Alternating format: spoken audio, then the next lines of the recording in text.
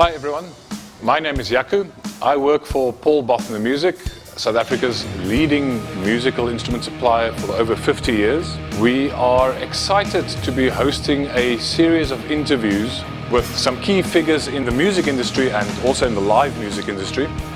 Be sure to check out our YouTube channel, our various social media platforms for announcements and links to these interviews as they go up and online for you guys to enjoy. Today I'm talking to Markus Oosthuizen. Markus is the owner and founder of Aandklas in Stellenbosch and also in Hatfield. He's involved with Centurion area with the Platteland venue, as well as the late but great Mercury Live. Collectively, these venues have played host to some of the most memorable live music moments in South African history. There's no doubt about that. As we sit down and chat today, I'm going to ask Markus some questions that will hopefully give us a slightly better understanding of what goes into establishing yourself as one of the leading live music organizers in the country, and also for anyone who's in a band, what goes into getting your band ready to walk up onto a stage like this, which I'm sure you've recognized as Aandklas Stellenbosch. It's hard to miss, hard to not know what this is. And let's hope there's something that you can all take away from this, something positive and somewhat inspiring even. Thanks guys, let's get started with some questions. I'd like to welcome Markus and thank you for your time. Yeah, nice to be here. Thanks man, Nice excellent. to be here, man. So I've prepared a list of questions. I'm going to shoot at you. Let's just chat a bit about what you guys do. I think everyone who's watching, most people that are watching would have recognized the backdrop, the stage within a heartbeat. We're sitting at Aandklas in Stellenbosch. The bar is up and running behind us. The venue is getting back to life. It's a great feeling to be a part of this as well here today. So let's start with that. Markus, I've mentioned some of the venues that you are involved with. Did I miss anything? There's a couple of things, apart from the venues that we've got, Aandklas and Hatfield, where it all started basically, and then down in Stellenbosch. And then over the years, Mercury and Platteland that came into our family. But we had some restaurants as well, which is something outside of the rock and roll genre that we tried. Bosch and Oliver Twist. Rockers have to eat as well. Yeah, but to be honest, looking back at what we've done, it was fantastic to do it at that particular point in time, but it always comes back to, live music. Sure. And that's why we also involved with Ramfest, and we got involved with I Love Stellies and quite a few other festivals over the years. Okay. So it's actually the live music industry in South Africa is quite vast, so you can actually decide where you want to go to. We're talking about rockers, but obviously you guys are open to all genres, all sorts of things. It depends on certain of our venues. Some of our venues are a little bit more genre specific, if you want to call it that. Sure. It's only to build a client base and a loyal client base, because a hit and run doesn't always work. But if you look at if you look at Platteland, for instance, we've done big international acts like Ginger, which is a phenomenal metal act, to Book from Black. So it's quite a big difference in genres, but the shows are well attended. Excellent. Fantastic, man. Where did it all start for you? What was the first venue that you got up? You just mentioned Hatfield. That was the first one, I suppose. And can you remember the first band on the first night that you hosted? Well, we started Hatfield in 2006, June. I came back from the UK, worked there for a big tobacco company. And we decided we want to open up a bar where we can actually go and enjoy, what we've got around here, music and what the music that we listen to. It took me about a year and a half, and then I said to my brother, listen, you keep that shop, I want to come down to the Cape. And we opened up Stellenbosch in 2008.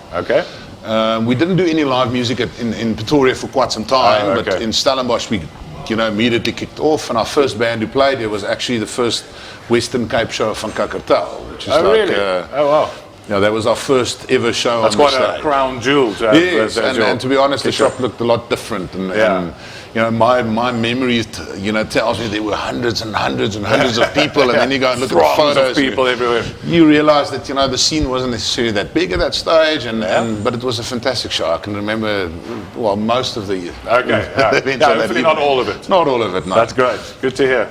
When you've seen as many shows as you have that you've mastered over the last 10, you mentioned now 15, 16 years. Are there any wise words that you can share with a band or an artist that want to get onto the stage for the first time? So they've worked, they've got some music together, they think they're ready. What could you tell those guys before they step up here and do it? I think let's start at the basics. So just make sure that you're tight and you're rehearsed, because that always takes a lot of pressure off. So if you've played the song 30 times or 40 times in a rehearsal room, when you walk onto stage, you know that you know the song. It's like a muscle memory. So you know the song. You don't have to necessarily come and try and remember things on stage. We often get that where bands start up, and they'll go, oh, this is our first show, and then you'll have a chat to the guys afterwards, and they said, well, we only rehearsed like a week and a half ago. Let's see how it goes. That's normally. You can honestly see the difference between bands, and we've actually had it a couple of times with like the Battle of the Bands at Aandklas, where you could see the bands that just started up, but it's been in the industry for years and they've been rehearsing, and then the guys who just started up with their first band. The guys make mistakes on stage. They don't really fall into things because it's not rehearsed in. Other than that, look at yourself. Be comfortable within yourself. Don't let other people dictate where you need to go. Know your material and walk in the way that you want to feel comfortable in looking, because ultimately it's you on stage. No one else. Absolutely. Not even your agent, I would imagine. Your manager, it's kind of a due. And invite all your friends, because that makes you comfortable. Well, some people might feel uncomfortable with people they know in the crowd. But in my opinion of playing years ago, is if my mates are there, I feel comfort in that. If it's a bunch of people that I don't know, you kind of get that little bit of a tense.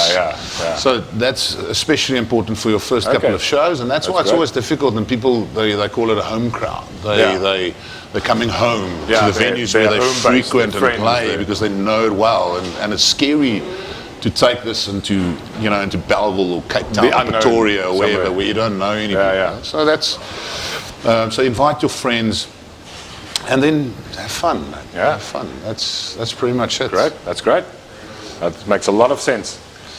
Then on that note, I mean, if you're standing up here for the first, let's say not the first time, but you're getting up and running as a band, what do you think? Would you recommend a couple of covers in the set, or do you think all original? Because I know Aandklas is very original music focused. I mean, the guys do come and play covers. It's a trend. What's your feeling on that? It's a trend that's internationally actually picked up quite nicely. So you'll find that on all international stages. You'll watch an AC/DC show and they'll do a cover of a band, or a Paul Jam show that does a cover of a band. So it's internationally, and the reason it works nice is it's something else that people can relate to. It's something else that they kind of love, a sing-along anthem or something like that. It's something they know. And it becomes quite important when you pick your covers as well. But I'm all for originals. I love originals. I feel that that's the art that you want to live in. That's what you want to do. But I don't think it's an issue to do a cover or two on the evening. No, it's getting the the people started. Sometimes the crowd might also know the sound of the band very well, but when they hear that band playing a song they know already, the sound makes a bit more sense maybe to the band, especially the crowd, if it's your first show, because ultimately nobody knows your sound. It's your first show. Exactly. Nobody knows your tunes unless they're in the rehearsal room with you. Get something going that at least shows you this is what we can do, this is what it sounds like when it comes together. That's right. Cool. Maybe a tricky question. Where did your love for music, and specifically your love for the local music scene, stem from? Was it you being in the UK working and thinking, I want to go back and I want to experience South Africa again, or what would you say? My dad kind of forced us into the scene in some way. When I was I think I was 10 years or 9 years old, he forced us to play the organ. The church organ, and we hated it, but he kept on sending us to these lessons and saying, you need to learn this, and at Christmas time you need to play these little carols and things. Then I kind of felt that I loved the music side behind it, but not the instrument necessarily. So immediately after that, it morphed we went into drums, and I got my first guitar at the age of 16. That I actually started off on drums, and then we went to guitars, and then I was fortunate enough to be friends with, today Peter Orette and people who's very big in the jazz scene at the moment. Back then they were all playing gigs at Wings Beat Bar and at Roxy's Rhythm Bar in Joburg. So we kind of frequented these places quite a lot, and that, you know, kind of got it all started for us. And then we started forming bands, and then at some stage you get to a realization that my talent is just not good enough. So we kind of found another way to get involved in the scene, and that's where we had to be involved in it. Yeah. That's great. I mean, you mentioned earlier in 2006 or maybe 8 when did Aandklas Stellenbosch get going? 2008. 2008. In your first show, there might not have been that many people, but if you think about what you guys have done as a venue and venues, is to build that scene. It's not only the musicians out there. There's the venue side of it. It's always been one of the main things that we strive towards, is giving a platform to people to come and play. Because it's difficult, and I know when I was a musician years and years ago, if you just wanted to, and back then venues were very limited across, you know, Gauteng. Just to get a gig there was almost impossible. You had to enter a battle of the bands, or you had to do something like that, and that kind of it does trigger things for me. Going, you know, what about those? So that's why we've got a lot of showcase shows. On nights that we're not necessarily that busy, that will give the stage and open up an opportunity for people to come and play. And that's for me. It's getting the guys some experience, you know. Because standing on the stage and standing in a rehearsal room is not the same thing. And absolutely. You can rehearse it to death, and you come stand here, and the first chord you go, you know, and that's it. You've got to get stage fit. And to be honest, crowd fit. If people don't have fun, they quit the scene. You know, that's the thing. If you don't get gigs, you quit the scene. And when you've got a band, you've got your material, you keep on running with your material, and you're not playing any shows, or you play one show a month or one show every third month. You know, the guys get frustrated with the fact that they may not have the opportunity, and then they quit the scene. You know? So, and that I feel in the long run, you know, takes away some of the opportunity that we have as great South African musicians to grow the scene further. So that I hope that we in Hatfield as well as Stellenbosch and Cape Town played a significant role in that. I absolutely believe it did. And we hope to do it for the next It's not too much many years as well. You know, ongoing. And the fact that we're here is still fantastic. That's brilliant. It's fantastic. Let's see here. Can you remember you might have mentioned this already, the first live gig that you ever attended? Yeah, yes. Was it maybe a church setting, or was it a bit more like an actual band on stage? I was 15 or 16 years old, and we stole my dad's car. Because back then Uber didn't exist. There was no way and means of traveling. Uber was dad's keys while he was looking away. Yeah, and they had a car standing outside, and so we stole the car, and a bunch of us went to Wings Beat Bar. It's a little bar they had in Braamfontein. And I think the bands on the night was Vicepot, Eric, and Eight-Legged Groove Machine. Eight-Legged Groove Machine later became, with Danny, who owned Wings Beat Bar at that stage, became Wonderboom. Well, there we go. So that was like years and years ago. It's between that one and then in Roxy's Rhythm Bar, we went to go and watch Two Princes one night that we also snuck out. And then Two Princes was a cover band, and that Art Matthews was the vocalist, and they became Just Ginger. So it's back in the day. Seeing it early days before these guys. When Metamorphosis, even before Springbok Eagles was even formed. So it was quite fun. I love that. Stealing a car. There we go. That's your. Do anything to get to a live gig. Do anything to get to a live gig. That's great. Well, do you have a vivid memory from that show, other than perhaps the car, the Grand Theft Auto? Well, the fact that you can drink as a mind. No, I'm just kidding. To be honest, I think what I enjoyed about that show, specifically knowing some of the musicians, was you know, being part of that whole feeling of a crowd, and being part of the whole feeling of, you know, that's something that's being done on the stage that's artistic and that's being designed for enjoyment and entertainment. You know, so that kind of stuck by me. I think that's why I can still remember that. It's the feeling, it's the experience. It's the feeling of it. You know, it's not something that you can pinpoint and say, you know, that specifically. But that's great. You know, just having that. And you're going home the next morning, your ears are ringing, the sound is loud, neck is sore, and you just wake up in the morning and go, you know, yes, I had a great time. I want to go again. And to be honest, there's nothing, you know, going to, not that I have anything against dance clubs, but going to a club I don't get that same experience, you know, so that's pretty much why we, I know, it's something in that guitar and that drums being played, it's just something there for for people like you and me and everyone who comes here all the time, you know. That's great. You've said this already, but you do play yourself? Do you still play a bit of music? No, I've got 2 kids. I don't have time to play music anymore. We picked up the guitar a couple of times and play a bit here and there, but no. You also mentioned your brother or brothers earlier, and they all play? Are they all in this industry? My brother plays drums for an artist called Pedro Barbosa, the Barbosa Experience. In Pretoria, and my younger brother's got a company called Music Junkies. Yes, of course, so they, to put it, I always have to explain it to people who maybe not in our industry. That it's a backline company, so they do. If you look at the stage, everything that's on the stage, they pretty much. He's a specialist in that, more in the international department. Yeah, I've seen some of the events that he's been involved with, some big stuff. I mean, like Eminem. It's across the board. But the whole family is kind of involved in. Seems like it. In the scene, and it's kind of nice for a weekend bride. Yeah, I was going to say quite a lot of stuff to discuss. Lend itself to some interesting chats around the bride. Here we go. Do you have a favorite band, your favorite band of all time, the one that just sort of is it for you? Yeah, I actually had some time to think about that, and it's a bit difficult, you know. It is a tricky question. It's kind of the mind changes with the day of the week or the weather. Yeah, look, I grew up with, you know, in the scene where you had to go and buy a CD for $100 at a CD store. You know, there was no internet. And you listen to that music, or you get to listen to it a bit. And I can remember my mom bought me for I think I was in standard 8 for my birthday. Okay. Grade 12 or 10, whatever they call it now. Yeah. Rage Against the Machine album. Oh, nice. The first one. And she was like, come put this on the radio, I want to listen to it. I'm like, no, I don't think you're on the radio. I don't think you do.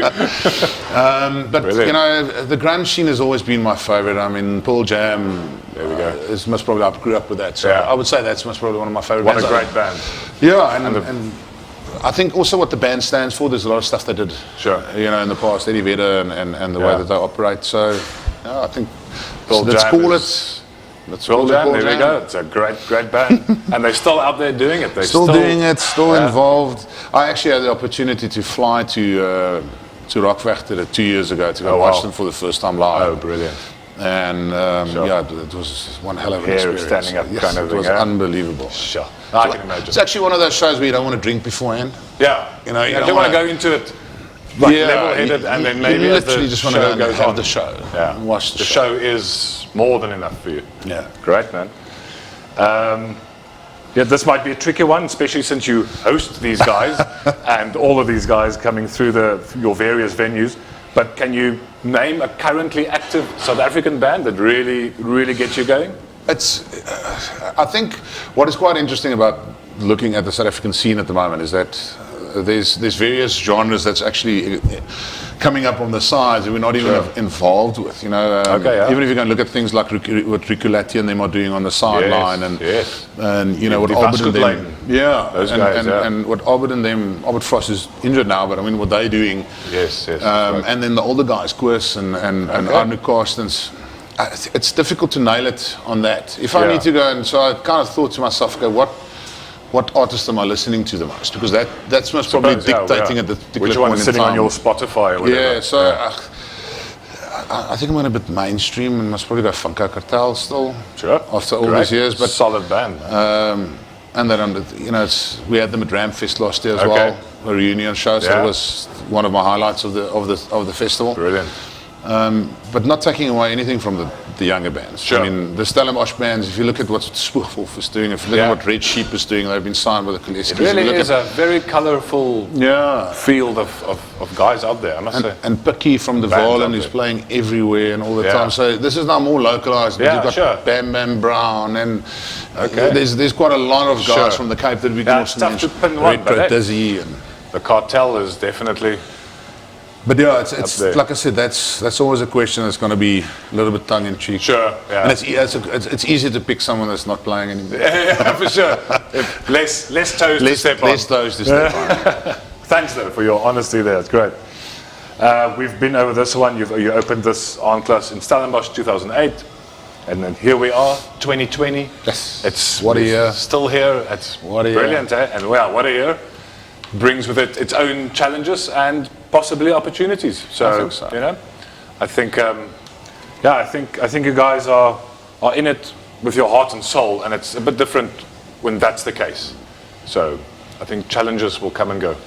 Yeah, and I think this year has changed the industry quite a bit. I think the changes will come. We'll most probably only pick that up, in the latter part of this year, beginning of next year.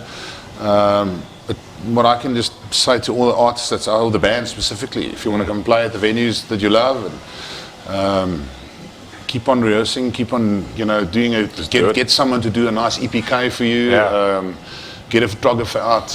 Don't use your 5-year-old iPhone and you know what I'm saying. It's spend some money on it. That's important. Your Facebook and get professional guys involved to do social media platform is very important. Yeah. And then just make a nuisance of yourself with the venue owners. I can't believe I'm saying that. The phone's going to start ringing. Phone the guys and put yourself in the forefront if you want to play. That's what it's about. That's positive. I like it. So and I think next year is going to be a big one. I believe so. I think what has happened in 2020 is that I think people have become very much more localized. Support your local acts. We've had shows here since the middle of last month. Every single show has been sold out. Brilliant. For the last 3-4 weeks, and it's artists people are just keen to come down and support. They want to support, and we've got discs, and they're buying discs, and they're buying merchandising, and it's phenomenal to see what's going to happen. So I think next year's going to be quite interesting with that. I think the people are going to come out sort of level out, and they start. It's a bit of a reset, And we kind of had this conversation a couple of years ago, stating that what is this industry's biggest problem at the moment, and the thing is, it builds and then it stagnates, and then you need a big reset to get it just dropping up again, so that there's growth. Absolutely. And I think that's what 2020 is going to do. Brilliant. I hope so. Yeah, anyway. Hope so as well. Here's one that I think is an interesting question.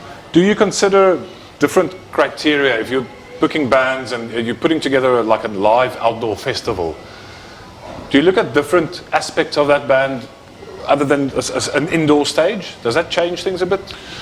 I think so, yes. I think what makes it interesting when you're looking at indoor and outdoors. Indoors, you must remember you've got a time slot of 3 hours that you need to fill, or 4 hours in the evening, so that will obviously guide your impact on the evening as how you want to build it up to X. When you do outdoor shows, you've got quite a wider and longer span people of time. Milling in front of the stage, and eating, coming getting back. there at 11 because they don't want to miss anything, and the main act's only at 12 at night. Building that whole set list to flow throughout the day. Which was quite interesting. What we did at RAM together with Medal for Africa, it was kind of cool how we did a reverse on the Medal for Africa stage versus the RAM stage. So we started with the bigger acts and then flowing into Ill System. We closed the stage, which was phenomenal on the evening. Whereas we started the other way around, leading up to the main act at the main stage. So it drew people early, and the people fluctuated between the. Good thinking. The people, and keeps it interesting as well for you guys and for the festival attendees. And then it's for us, it's important to identify who you're aiming at. So what is your target consumer? Sure. Some people may disagree with me, but I don't believe in having a specific show aimed at specific people, trying to widen the artistry as much as possible when it comes to genres. I like being a little bit more genre specific. It's like to make sure that you're going to come here and you're going to have give the people that you're trying to attract exactly the enjoyment that they want. It's not a. I think it's very easy to get something very watered down if you just want. If you want to please everyone, you just end up pleasing no one, possibly. And at the end of the day. I've seen it so many times where and I'll put it out there, where there's massive rock acts and English acts and Afrikaans acts, and then people try and bang them together and get people, and you'll have. For instance, I know there was a show in Joburg where Kurt Darren played, and then Focal Police played after. And that whole dynamic is. It's just a dynamic. It's strange. Each to their, in their own right and with their own crowds. There you go. Yeah, and look, you kind may of have layer the two on top of each other. It may work, it may not work, but our approach is much more. Keeping it steady. If you want to have a folk festival, have a folk festival. If you want to have a rock festival, which is quite a wide board, then focus on that. Keep the pop acts for a pop festival. So that's my approach. I must agree. When I buy a ticket to especially a festival, I want to go and see things that are in line with what I like, not sort of here's 2 acts and then the other 4, I don't know, I'll take a nap, But you'll see it on the international stage as well. I mean, I know that it might come up that of shows that I've been to in the past, and if you don't look at international shows, if you go to Download Festival, you go to a festival that's mainly focusing on rock and roll and metal. If you go to Rockvechter, which is it's more of a mainstream festival, so they've got like a lot of pink pop almost. Maybe, and they'll have their 9 Inch Nails on the lineup somewhere, and the Stone Sour, and Alice in Chains. But the majority of it would be fairly mainstream, middle of the road kind of thing. And then you get folk festivals, which is just Willie Nelson. And it's great. Bringing all of that into play. Excellent, man. Okay, you've mentioned the Rockvechter. Yes. And you've been to some other big international festivals. What do you reckon in South Africa? How do we stack up against Lollapalooza or that level, that sort of, it's always this, we always look online and we're like, oh, we're so jealous of America and all their amazing big festivals and Europe, but we have our own, right? I think when it comes to that, it's quite interesting that people it's easy to say that, bring international acts to South Africa and build a following or get a host a festival. Where's the international acts? We actually got that quite a few times with Ram as well. Where there used to be 4 international acts, now there's only 1. What's happening? My honest opinion is, if you like a festival, then go and do the festival. That should be your motivating factor, not the acts that's specifically there. That should be seen as, wow, I've got the opportunity to go and see it. Or pick one act and say, okay, listen, this is something that I want to save myself for. But seeing that, to be honest, I've been to every single, pretty much, that I can think of at the moment, from Splashy Fen to Opikopi, Ram, Daisies, Misty Waters. So I've even Bos, up the creek. I've been to all of them, and I think we stack up right up world there. Class. It's a different production for us. It's a different thing for us, and your people make it, and your friends are there. And that's very true.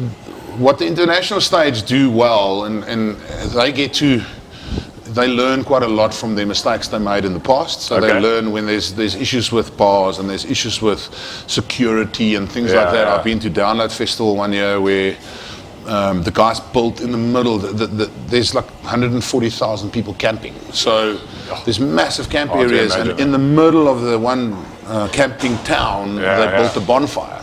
But massive. They threw tents on it and chairs and whatever. And all you need is a slight breeze. I could vividly remember standing next to one of the fire trucks and the fire marshal just standing there going, what the hell? There's nothing they can do unless drive over a bunch of tents that may have people in them sleeping to get to the fire. Come the next year, I went to Download again.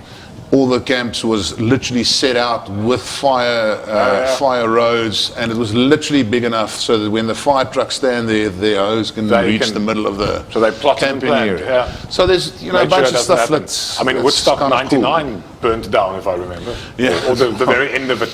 I think Chili Peppers were on stage and just this huge fire in the back. Fire at the back. And then the fire came to the front, as far as I recall. So that's one thing that I can, that we all as organisers and event organisers, make notes and make learnings and recommendations of your festival the previous year, and listen to the comments in your comment section of Facebook. Be open to a bit of criticism, but also maybe be focused on what you are trying to do, not just be swayed by everyone's opinion. And remember, when it comes to festivals, the music is one thing, but the consumer enjoyment and the consumer safety these days is another thing. It's a big thing.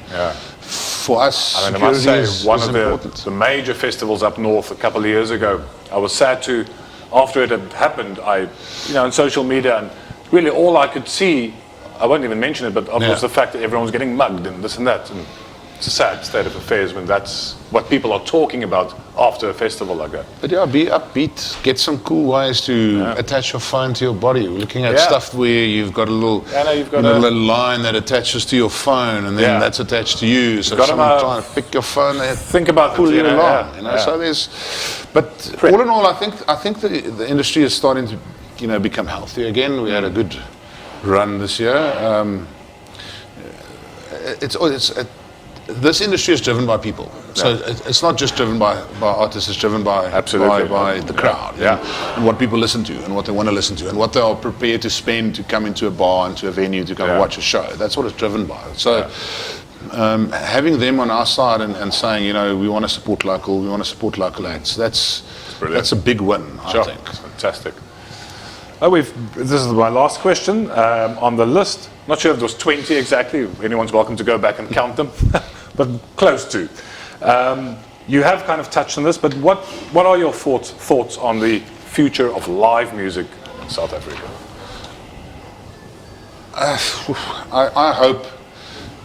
My hope is that more people pick up instruments and start playing. We've seen a decline, quite a sharp decline actually, from bands that were playing in the industry 10 years ago than now. Okay. The way that I can see that is normally in either whether you do Battle of the Band entries or whether you've got people that you want to book in your shows, you've got a calendar, you list all the names, and then you say, seems to be getting a bit smaller and smaller, and also some of the guys break up in a band and form another act. So that's kind of cool that happens, but I just pick up the instruments and start playing. Just play. But there is no scene without guys playing their instruments, and people playing their instruments. And venues will start supporting, artists as soon as people start supporting venues. So it's quite this big, massive machine that's turning at the moment. I think it's going to be healthy. I think it's healthy. I believe that a lot of people had time in their hands in the last couple of weeks and months. To sit down and write new material and are anxious to get out there and start playing. And as soon as that, starts rolling, it might create a little bit of momentum. And I hope that's I think 2021 it's exciting. I think there's some stuff coming. And I know that there's venues closing down. I think that's the scary part. If you go and Mercury, unfortunately, that we had to close down. And from what I've heard, a couple of other venues closed down now that supports live music as well. But I hope that will recoup and that other people will come that love music like we do and just doing it. There's no point in avoiding reality. This is what it is. This is what it is. Let's keep going. Let's keep jamming and thanks to the bands and thanks to Bothner's. I mean, Paul Bothner's has been a supporter of Aandklas since the beginning, and for us, it's such a privilege to still be in your guys' tent. So it's a great relationship. Fun. I mean, we're out there during the day serving our community and various communities with our stores. And in the evening, when we close our doors, the guys are coming in here. They experience this, and it's wonderful to be aligned with something like that. With that experience and that feeling in a place like Aandklas. Awesome. So that's about that. Thank you, Markus. Thanks, I really appreciate your time today that you've sliced out of your schedule here, running up and down your office. Thank you very much. Awesome. And then a very big, massive thanks to anyone who's been tuning into this, listening to us today. As an audience, one has to argue that you guys probably make up the last and one of the most important parts of this puzzle. Without an audience, whether you're sitting in the room with us or by the stage or virtually tuning in like things are happening now a lot, it can't be done without you. So thanks to you, and I also would like to thank DPK Productions, who's come in and helped us with a great setup to film this, to capture this. They can't do anything about the way I presented it, but thank you for capturing it. That's wonderful. So thanks, everyone. Check out more events or more interviews like this coming your way. Keep an eye on our social media. From Paul Bothner Music and everyone here, thanks a lot. Take care.